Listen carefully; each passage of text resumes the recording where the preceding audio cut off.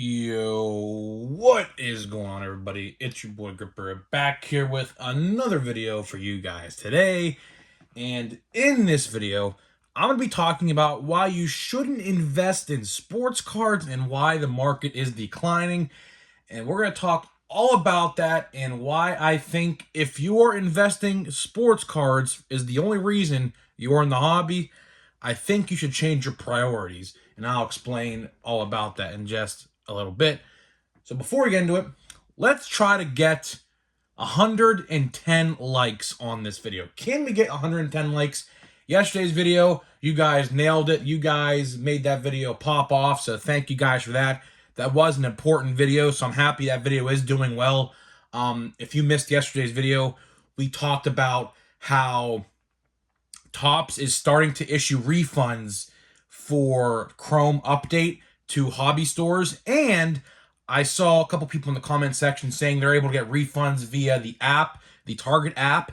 If you request a employee to you get a text chat, they will give you refunds. So looks like they are finally letting people get refunds, which is a very good thing. I talk about all about that in yesterday's video. So if you missed that, go check it out. And I'll plug the merch. We have merch, links in the description. Buy a t-shirt or buy a hoodie, DM me proof of purchase, and you'll be entered in a chance to win this blaster box of Update. So far, only 2 people have entered. So if you're the third, that's a 33% chance to win. That's a very good odds of winning. And, you know, I'll pick the winner on January 2nd, just a couple days, like 5 days or so, 4 days or so from now.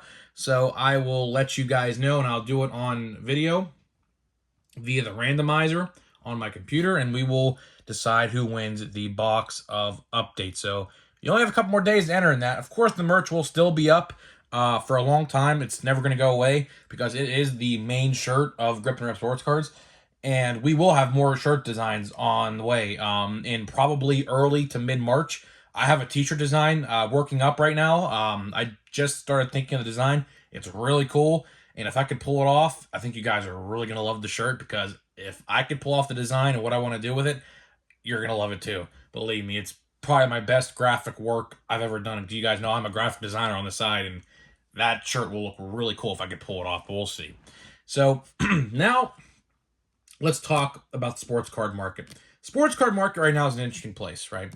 So right now, the market is pretty much the lowest it's been in a while. I keep up with, comps and everything on a daily basis. I have apps on my phone, like Card Ladder is a perfect app to track this stuff. Just the market is down right now. There's no other way to put it. And in this video, I'm going to try to explain to you guys why, if you are investing in sports cards, and what I mean by that is buying an item for cheap, holding on to it at the right time, then selling it to make max profit. That's investing, okay? I'm going to explain to you guys why investing is the wrong way to go, because there is no really such thing as investing in sports cards. Now, let me explain what I mean by that.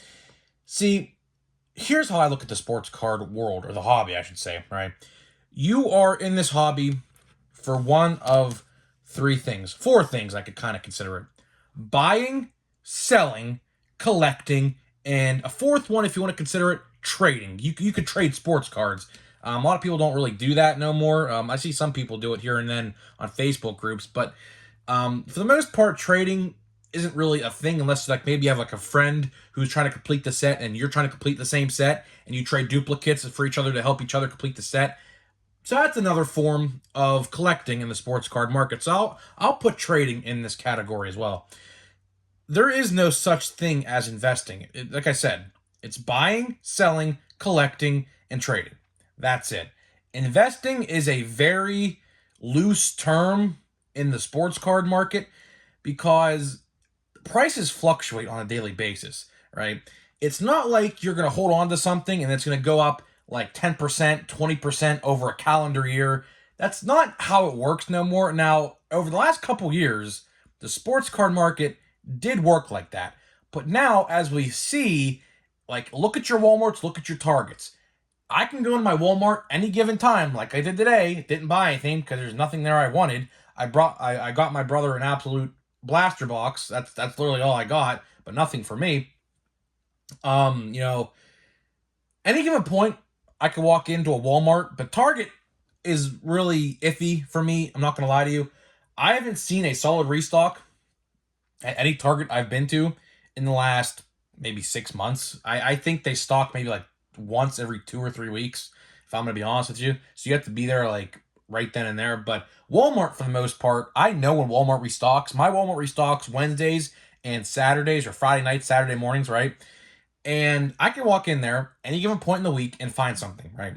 A couple years ago, at the start of the event of 2020, I can't say the word or else I'll end up getting demonetized. So the event of 2020 happened, and everyone, wanted to collect because everyone was bored. No one had money to spend on anything else. People were canceling vacations, people were canceling concerts, people were canceling sporting events, so on and so forth.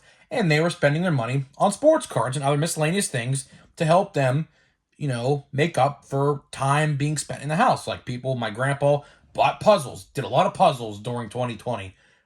You did crossword puzzles you actually put together to create pictures, those type of puzzles, and things like that, right? But now we're at the end of 2022, heading into 2023.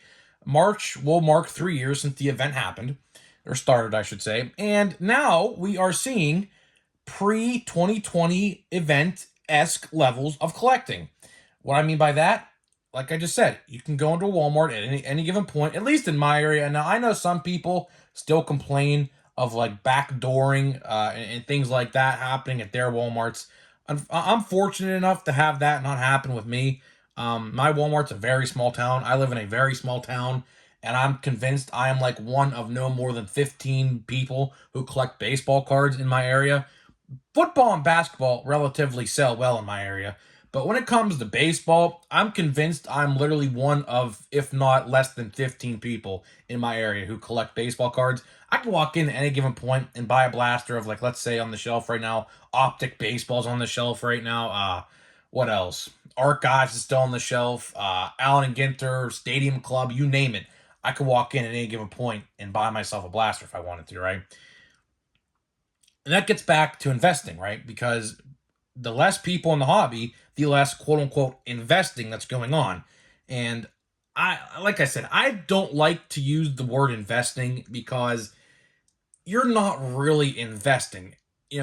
As a sports card collector, like you and I are, because we're all collectors, we are collecting sports cards. We're not investing sports cards. There's a difference there. A lot of people, like to say they're investors. Listen, if anybody claims they're an investor, don't listen to them, because guess what? They're a glorified collector like I am. I'm a glorified collector because I make videos. A normal collector looks at people like, they're like, oh, I got to invest in this person because this person stocks like, I don't know, 20% higher than that guy's stocks, or that guy has like a 15% higher chance to make it to the league rather than that guy. Listen. None of that. That's just hoopla, okay?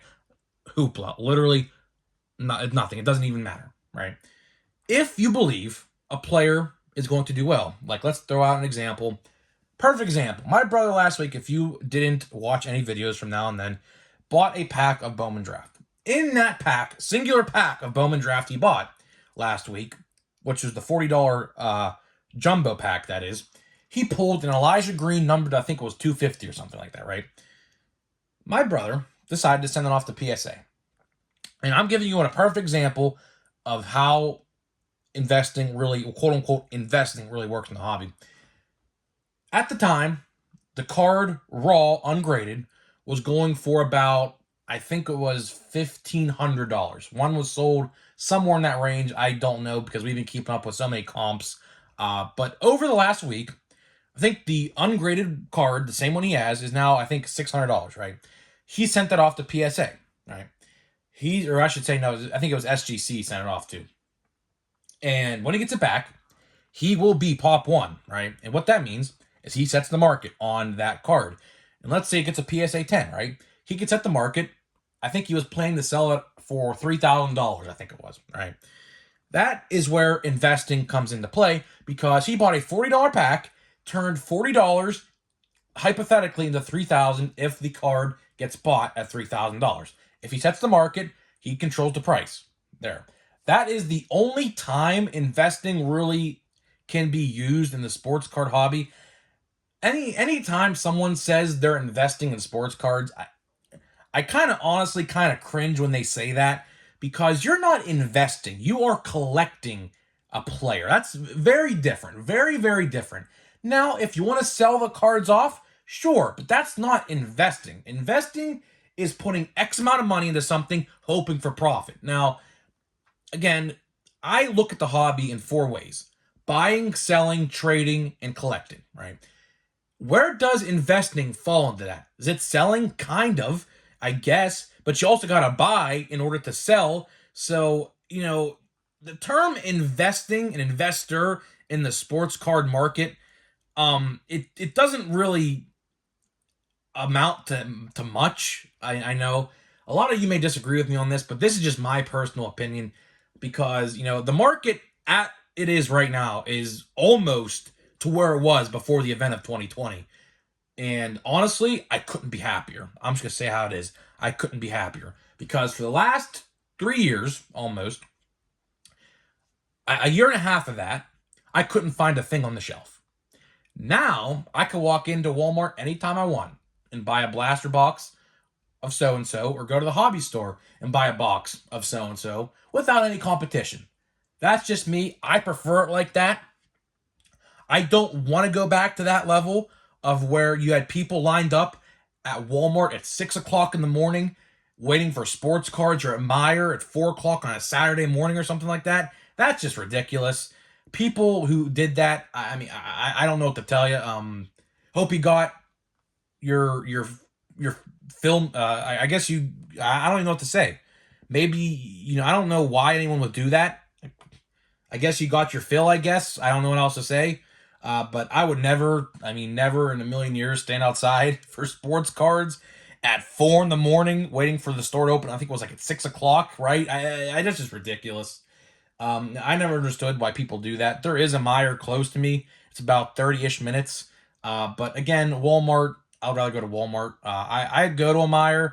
It's in Ohio. There is none in Pennsylvania. I think Meijer is like a western area store, like middle part of the country store. In Pennsylvania, we don't have one, or anywhere close to me except in Ohio. But I went there a couple times this year because the store is relatively new, I believe. Sports card section there is decent. At least at that Meijer that I go to. Now, again, like I said, the store just opened, I believe, like a year and a half ago or so, if that. So, I don't know how that Meijer would compare to maybe a Meijer that's been around for like 5-10 years. I don't even know how long Meier's been a thing for, but at least in my area, Meijer is relatively new. But getting back to the market here to wrap up this video, if you ever hear someone say they're an investor, don't listen, because guess what? I guarantee you their stocks in the market, they lost money. I guarantee it. A card they once probably bought, example here, I'm just throwing out a random number. Let's say they bought a card, Mike Trout, patch auto numbered to, I don't know, 50.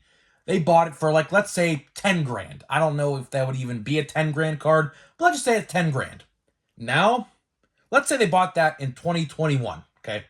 Now, that same Mike Trout card that's a patch auto numbered to 50 is probably no more than a $2,000 card, if that.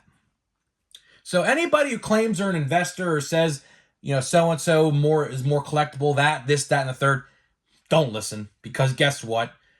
If you listen to those people, you probably lost a lot of money. Like I said, you can look at collecting in 4 different ways: buying, selling, collecting, and trading. Now, sure, you can classify investing into the buying and selling category, but at the same time, you got to put something in to get something out of it. So, and a lot of the time now, if you hold on to it long enough, you're going to lose. You're buying to lose. You're not buying to win now. You're buying to lose. So that's why I can't stress enough, if you're in this hobby, to invest, the word invest shouldn't even be thrown around in the world of collecting, because it's such a It's such a mediocre way to do things in this hobby. If you are a true fan and want to, you know, do this, what we do here, you should want to collect to collect. You should want to look at these cards and say, oh yeah, I have this Jack Swinsky purple refractor. I'm never getting rid of this because I think it's really cool. Or I got this Jack Swinsky autograph for $20 yesterday. I think it's really cool. I'm never going to sell this because I think it's cool. That's the reason you should be in the hobby. If you're in the hobby to make money, especially at the end of 2022 going into 2023, you're not going to make anything. You're just not. You're not. Unless you find an absurd deal and snipe a card on eBay for like 50% off comps and then flip it. That's the only way that you could ever make something out of this. Or like, let's say you're my brother's example, pull an Elijah Green purple auto for literally bought the pack for $40. He's going to flip it for $3,000. Investing is a word in this hobby that really doesn't exist. Because guess what? If you're investing right now, you're losing. And if you want to be a loser, I mean, if you're losing money, you're a loser. That's literally how it works. No one in this hobby is doing this for money. I can almost promise you right now. I can almost promise you. There is nobody. If you look at the market, look at the decline. If they started in 2020, look where they're at now. Guess what? The market is completely almost back to pre-2020 levels of collecting. And for true collectors like you and I who want to go into a Walmart, go into a hobby store, buy a card for a reasonable price on eBay, we're winning right now. We are winning. For example, this Jack Swinsky card right here, if this card came out in 2020, let's say this is 2020 Allen and Ginter, this card would have easily been a $60 to $70 card. Easily. Now, I got this card for $20. Comps on eBay right now are about 30-ish, but I went to my local card store yesterday and I saw this in the case. I said, yeah, that's an absolute steal. Because I was looking to buy this card on eBay because I love Jack Swinsky. Jack Swinsky, if he didn't get sent down last year, would have led all of MLB in rookie home runs. But, you know, he is going to be good, believe me. Now, strikeout rate's a problem, but again, that could easily be fixed just by training yourself to look for certain things when pitchers are pitching. But Jack Swinsky's going to be pretty good, and I was super hyped to find this card yesterday. If this was 2020, this card would have easily, with the year he had this year, been $60 to $70 easily.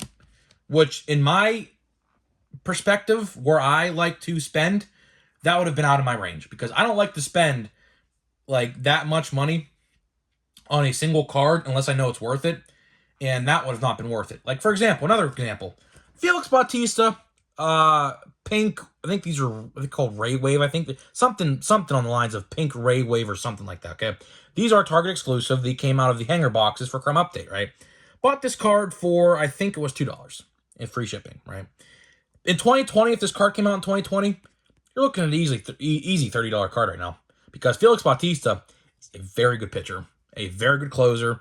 I know pitchers don't usually sell well in the market, but if this was 2020, you're looking at a $30 card easily right now. Easily.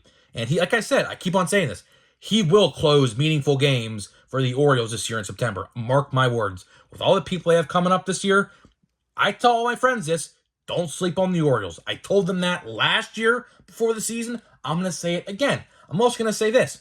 Don't sleep on the Diamondbacks this year. I'll say that as well. Diamondbacks last year surprised a lot of people. They only finished right under 500. And with the players they have coming up in a full season of like Corbin Carroll and people like that, watch out for them too. Of course, they're in a tough division. But now they play less divisional opponents and they play everybody else. So, another thing to keep an eye out for. So, that's enough of my sports card investing lesson for today.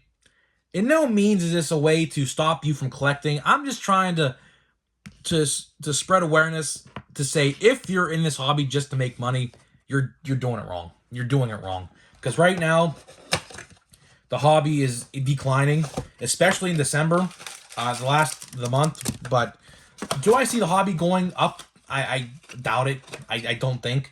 With the print runs of tops and everything like that now, and the prices of a box to buy like in store, like a hobby box for certain like sets like Panini and tops, it's just never going to get back to that way, because these companies now know that people will spend money and they make that price their price instead of the flipper's price. So it's just, it's not going to get back. If you're a person hoping that the hobby gets back to like mid 2020, June 2020 esque hype, it's just not going to happen. That was an all time spike because of the event, and people were, like I said, canceling vacations, canceling concerts, canceling sporting events because they had nothing else to do. So they bought sports cards, which, I mean, if you're someone who's 40 years old, you're looking through Erratic because you're just bored or something like that, you're going through your old stuff, you find your old Topps cards and Upper Deck and Fleer and what else? Donruss, right? Of course you're going to get back into collecting because that brought you memories as a kid. That's why the hobby spiked. That's the real reason. And, people are like, oh, yeah, I can make a lot of money off these cards, can I? Because, I'm not working right now. My company got shut down due to the event. We're not making any money. So let me try making money on sports cards. That is how the whole spike started, because everyone thought the exact same way. And then people were like, oh, if these old cards are worth this much, I wonder how much new cards with new rookies would be. That's literally how the whole spike started, right there. I just explained it to you in literally under a minute. Literally. So let's try to pull an auto. There's another. Okay, we have a Sparkle parallel. Ozzy Albies, Max Kepler, Carlos Correa. Man, what's going on with that Carlos Correa deal in New York right now? So he went to the Giants, as you guys know, failed a physical, went to the Mets, also failed a physical, or had some disagreement in the physical. Now they're working out through the, I don't know, it's a mess. It is a complete mess what's going on there. Let's see what we got. Please be a rookie card logo. Oh boy, well, I saw the rookie card logo and I saw the Brave. I was like, yeah, and I saw the foot. I was like, yeah, that's not going to be anyone good. William Woods. That's an interesting name, William Woods. So anybody out there who's a Braves fan, let me know about this guy. I think he's probably a reliever. I don't know if he would be a starting pitcher.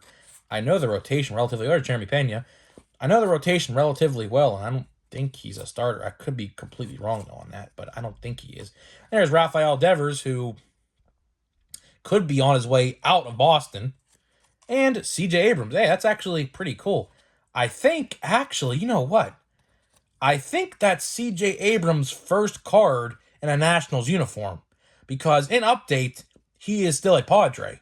So that's actually pretty cool, because I think, unless he's in high number, which I think he is, I didn't open too much high number yet, so I don't know, but that could be his first card as a National. So that's actually pretty cool. So guys, with that being said, let me know what you think about the sports card market right now. Do you agree with my assessment on it? If so, why or why not? Explain. I'd love to know your thoughts and opinions on this. I had a lot of people asking me to do a video on this, so I did. Hopefully you guys enjoyed it, and I'll see you guys in the next video.